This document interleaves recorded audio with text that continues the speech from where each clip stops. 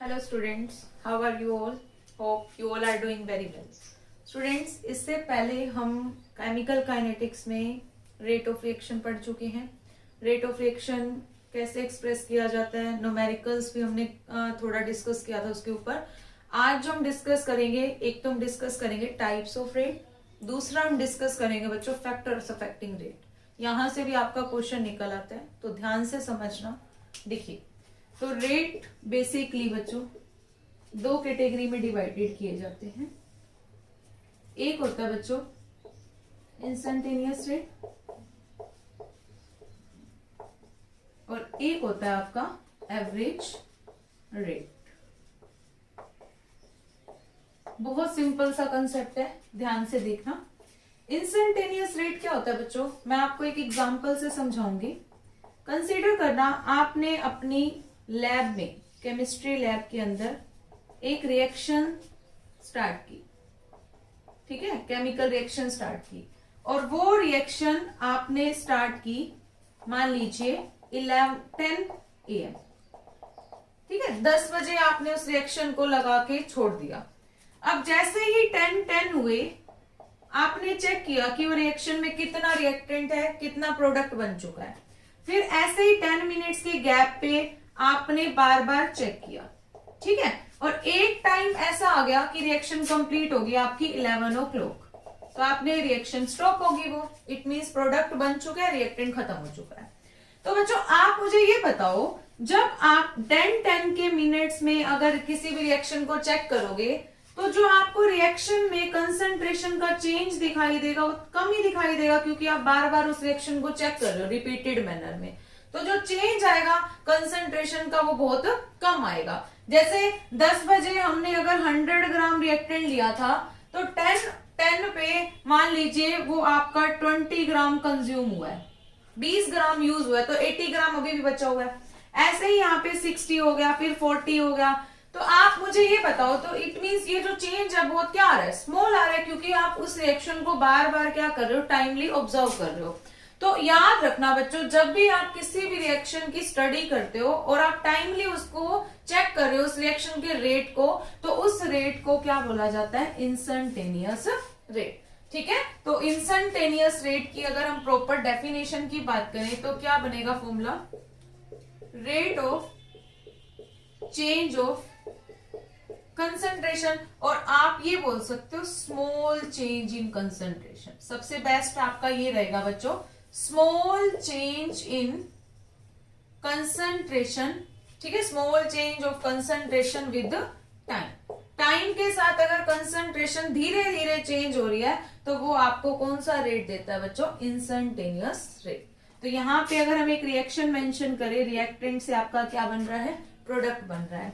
तो ऑलवेज याद रखना बच्चों, इंस्टेंटेनियस रेट को हम शॉर्टली ऐसे लिख देते हैं, आर इंस्टेंट, क्लियर। और स्मॉल चेंज के लिए हम यूज करते हैं डी, ठीक है। रिएक्टेंट के रिस्पेक्ट में लिखोगे तो आप लिखोगे dr/dt, और आगे क्या आ जाएगा आपका नेगेटिव साइन। तो ये हमेशा याद रखना बच्चों, जब भी आप डी यूज करते हो ना, डी हमेशा रिप्रेजेंट करता है स्मॉल चेंज को, और स्मॉल चेंज हमेशा कौन से रेट में पढ़े जाते हैं, आपके इंस्टेंटेनियस रेट में। सेकेंड क्या है, average rate. Average rate overall, average word indicate करता है ओवरऑल रेट को। तो ये बात आपको याद रखनी है, जब भी आप एवरेज रेट की बात करोगे, तो अब मैं यही एग्जांपल लूं कि मान लो मैंने एक रिएक्शन स्टार्ट की, रिएक्टेंट से प्रोडक्ट बन रहा है, रिएक्शन स्टार्ट की है मैंने 10 o'clock, तो वो आपकी कंप्लीट हो रही है 11 o'clock, ठीक है। आप बीच में 1 घंटा गायब, आपने उस रिएक्शन में यही नहीं देखा कि रिएक्शन की स्पीड से चल रही है, रेट देख लो, कितना रिएक्टेंट यूज हो चुका है, कितना प्रोडक्ट बन चुका है, नो। तो इट मींस आप अब कौन से रेट की बात कर रहे हो, एवरेज रेट की। तो रेट इस केस में आपका जो चेंज आएगा वो कैसा आएगा, लार्ज चेंज आएगा, क्योंकि आपने क्या किया, टाइमली उसको ऑब्जर्व नहीं किया। तो एवरेज रेट को हम लिखते हैं बच्चों RAB से, ठीक है। तो change in concentration with time. तो आपको ये पता होना चाहिए, आर एवरेज का फॉर्मूले में आप कभी भी डी यूज नहीं करोगे, आप यूज करोगे डेल। डेल हमेशा रिप्रेजेंट करता है लार्ज चेंज को, चाहे आप रिएक्टेंट के उस पे देखिए, चाहे प्रोडक्ट के बेस पर देखिए, माइनस का साइन और प्लस का साइन आपको क्लियर है कि कब यूज करना है। तो ये आपका फॉर्मूला बना है किसका, आर एवरेज का, और ये किसका बना था, आर इंस्टेंटेनियस का। आर एवरेज और आर इंस्टेंटेनियस, आप दोनों कंसेप्ट क्लियर हो गए होंगे, क्योंकि एक में हम बात करते हैं स्मॉल चेंज की और एक में हम बात करते हैं लार्ज चेंज की। तो बच्चों एवरेज रेट और इंस्टेंटेनियस रेट दोनों में आपको क्लियर कट होना चाहिए। और आर एवरेज की एक खासियत आपको और बता देती हूँ, इसमें एक तो स्टार्टिंग में आप ऑब्जर्व कर लेते हो कंसंट्रेशन क्या थी, और एक फाइनल में जाके देखते हो, क्योंकि मैंने आपको बोला था बीच का गैप आप मेंशन नहीं करते। तो इसको आप ऐसे भी लिख सकते हो, by delta T, change in concentration. x2 represent करेगा आपको फाइनल कंसंट्रेशन, x1 रिप्रेजेंट करेगा इनिशियल कंसंट्रेशन, और डेल्टा टी आपको पता ही है जो ओवरऑल टाइम का क्या आएगा, चेंज। तो होपफुली आपको टाइप्स ऑफ रेट क्लियर हो गया होगा कि रेट कितने टाइप के होते हैं। एक होता है इंस्टेंटेनियस, एक होता है एवरेज। इंस्टेंटेनियस में स्मॉल चेंज की बात की जाती है, एवरेज रेट में लार्ज चेंज की। और दोनों फॉर्मूलाज को क्लियर कट कर दिया कि इंस्टेंटेनियस के लिए ये फॉर्मूला क्यों बना और एवरेज के लिए ये फॉर्मूला क्यों बना। स्टूडेंट नेक्स्ट टॉपिक की तरफ मूव ऑन करेंगे, that is the factors affecting rate of reaction. Most important topic, इसके हम 6 to 7 फैक्टर्स डिस्कस करेंगे यार। फर्स्ट फैक्टर है बच्चों सबसे इंपॉर्टेंट, जिसके ऊपर सबसे ज्यादा क्वेश्चन आते हैं, that is the nature of the reactant. ठीक है, अब आपको पता होना चाहिए हर एक रिएक्टेंट का नेचर अलग होता है। कुछ रिएक्टेंट ऐसे भी होते हैं जो जल्दी रिएक्ट कर जाते हैं, कुछ रिएक्टेंट ऐसे भी होते हैं जो स्लो रिएक्शन देते हैं। तो हमें पता होना चाहिए, that is depend on nature of a reactant. तो मैं आपके सामने 2 एग्जांपल लिखूंगी। आपके पास है नाइट्रोजन मोनोऑक्साइड, अगर मैं उसका ऑक्सीडेशन कर रही हूं तो आपका बन रहा है NO2। कार्बन मोनोऑक्साइड का अगर मैं ऑक्सीडेशन करूं तो आपका बनेगा CO2। ठीक है, अब ध्यान से सुनना, 2 रिएक्शन लिखी है, दोनों को हमने क्या किया, ऑक्सीडेशन। फर्स्ट रिएक्शन के सामने आपको मेंशन कर दिया गया कि ये रिएक्शन फास्ट है, और सेकंड रिएक्शन के सामने मेंशन कर दिया ये रिएक्शन आपकी स्लो है। तो आपको थोड़ा अजीब लग रहा होगा कि दोनों का ऑक्सीडेशन ही तो हुआ है, ऐसे कैसे हम बता सकते हैं कि रिएक्शन फास्ट चल रही है या स्लो। तो एक बात बता देती हूँ बच्चों, जब भी आपके सामने क्वेश्चन आ जाए ना कि ये फास्ट चल रही है, ये स्लो चल रही है, इसको एक्सप्लेन करो, तो माइंड में बस एक चीज ले आना, that is your activation energy barrier. ये टॉपिक है जो आपकी हेल्प करेगा किसी भी रिएक्शन के रेट को एक्सप्लेन करने में। एक बात आपको क्लियर कट करनी है बच्चों, ये देखो, मान लीजिए यहां पे आपका ये है रिएक्टेंट और ये क्या फॉर्म कर रहा है, प्रोडक्ट। तो दैट इज रिएक्टेंट से आपका क्या बन रहा है, प्रोडक्ट बन रहा है। अब बच्चों ये जो आपका बैरियर होता है ना, दिस वन, इसको बोलते हैं एक्टिवेशन एनर्जी बैरियर। जब भी कोई रिएक्टेंट से प्रोडक्ट की फॉर्मेशन होती है ना स्टूडेंट, तो ये बात याद रखनी है, वहां पे एक बैरियर को क्रॉस करना होता है जिससे आपका क्या बनता है, प्रोडक्ट। आप बताना, अगर ये बैरियर छोटा हो तो प्रोडक्ट क्या जल्दी बन जाएगा, रिएक्शन फास्ट चलेगी, क्योंकि बैरियर क्रॉस करने में फटाफट क्रॉस करके अपना प्रोडक्ट बना लेगा। अगर ये बैरियर बड़ा होगा तो उतना ही टाइम लेगा। तो अब आपको समझ में आ गई होगी ये बात कि NO प्लस O2 कंबाइन करके NO2 दे रहे हैं, और इसके केस में CO प्लस O2 कंबाइन करके CO2 दे रहे हैं। तो ये रिएक्शन स्लो है, तो आप इसके साइड में लिख देना, इट मींस इसका एक्टिवेशन एनर्जी बैरियर क्या है, लार्ज है, और इसका क्या है, कम है।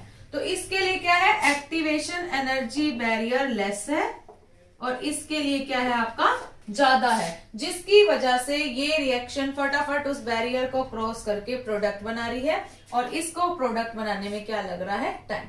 तो फर्स्ट फैक्टर सबसे आसान, आपको बस एक डील करनी है, एक्टिवेशन एनर्जी बैरियर। अब अगर हम एक पहाड़ पे चढ़ रहे हैं, ठीक है, माउंटेन पे चढ़ते हैं, तो आप मुझे ये बताओ, अगर माउंटेन की हाइट ज्यादा है तो हमें टाइम भी ज्यादा लगेगा। ऐसे ही सेम इसके केस में होता है कि अगर ये बैरियर बड़ा है, ज्यादा है, तो टाइम लगाएगी रिएक्शन, नहीं तो जल्दी जल्दी क्या हो जाएगी, कंप्लीट।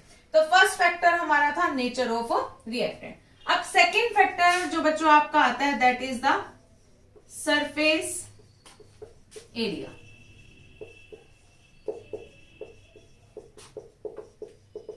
सरफेस एरिया, आप बताना बताना बच्चों, अगर मैंने किसी भी रिएक्शन में सरफेस एरिया ज्यादा प्रोवाइड कर दिया, ठीक है, सरफेस एरिया ज्यादा प्रोवाइड कर दिया, तो आपको ये भी पता है कि रिएक्टेंट के पास रिएक्ट करने के लिए अगर एरिया ज्यादा है तो जल्दी जल्दी क्या कर जाएगा, रिएक्ट कर जाएगा, और जितनी जल्दी रिएक्ट करेगा उतनी जल्दी क्या बनाएगा, प्रोडक्ट। तो इसीलिए आपको इस सेकेंड वाले में यही लिखना है कि जितना ज्यादा surface area, more surface area more rate of reaction.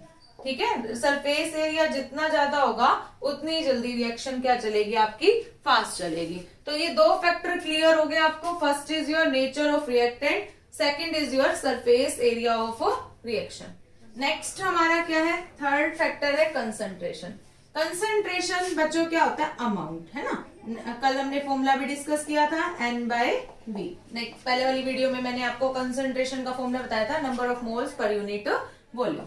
तो कंसंट्रेशन क्या है बच्चों, आप बताना। देखो, अगर मैं रिएक्टेंट जितना ज्यादा लूंगी उतना ज्यादा प्रोडक्ट बनेगा, तो याद रखना है जितना ज्यादा रिएक्टेंट उतना ज्यादा क्या फॉर्म होगा, हमारा प्रोडक्ट। तो यहां से तो सीधा पता चल जाएगा कि रिएक्टेंट की कंसंट्रेशन जितनी ज्यादा होगी, more concentration of reactant more product will be form, है ना। उतना ज्यादा हमारा क्या बन जाएगा, प्रोडक्ट बन जाएगा, और जितना ज्यादा प्रोडक्ट बनेगा उतनी हमारी फास्ट रिएक्शन होगी। तो ये आपको बोलना है कि कंसंट्रेशन के डायरेक्टली प्रोपोर्शनल हमारा क्या होता है, रेट। कि कंसंट्रेशन बढ़ती जाएगी, रिएक्टेंट उतना ज्यादा कंज्यूम होता जाएगा, उतना ज्यादा हमारा क्या होता जाएगा, प्रोडक्ट फॉर्म होता जाएगा। Fourth most important topic, that is the fourth factor is your catalyst. आप सबको पता है केमिस्ट्री के अंदर कैटालिस्ट क्या होते हैं। कैटालिस्ट वो केमिकल्स होते हैं जो किसी भी रिएक्शन के रेट को अल्टर कर देते हैं। मोस्ट ऑफ स्टूडेंट कैटालिस्ट के बारे में सुनते ही बोल देते हैं कैटालिस्ट तो वो होते हैं जो रिएक्शन के रेट को बढ़ाते हैं। नो, ये बहुत गलत कंसेप्ट है। कैटालिस्ट आपके अल्टर वर्ड यूज करोगे, अल्टर का मतलब है बढ़ा भी सकते हैं और घटा भी सकते हैं। ठीक है बच्चों, तो जरूरी नहीं है कि कैटालिस्ट रेट ऑफ रिएक्शन को इंक्रीज करेगा। तो कैटालिस्ट बेसिकली आपके दो टाइप्स के पढ़े जाते हैं। एक होते हैं नेगेटिव कैटालिस्ट और एक होते हैं बच्चों आपके पॉजिटिव कैटालिस्ट। नाम से ही पता चलेगा, जो कैटालिस्ट रेट ऑफ रिएक्शन को डिक्रीज करें, रेट ऑफ रिएक्शन को डिक्रीज करेंगे, उनको हम क्या बोलते हैं, नेगेटिव कैटालिस्ट। और जो इंक्रीज करते हैं वो हमारे क्या होते हैं, पॉजिटिव कैटालिस्ट। तो ये क्या करेंगे, आपके इंक्रीज। नेगेटिव कैटालिस्ट का आपको एग्जांपल याद रखना है तो कार्बन मोनोऑक्साइड रख सकते हो, बहुत इंपॉर्टेंट है।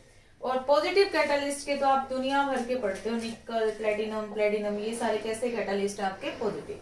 तो इसमें हमें क्या पढ़ना है कि कैटालिस्ट ऐसा यूज करना है जो पॉजिटिव नेचर का होगा। तो कैटालिस्ट क्या कर देगा, रेट ऑफ रिएक्शन को इंक्रीज कर देगा अगर हम उसको पॉजिटिव वाले को यूज कर रहे हैं।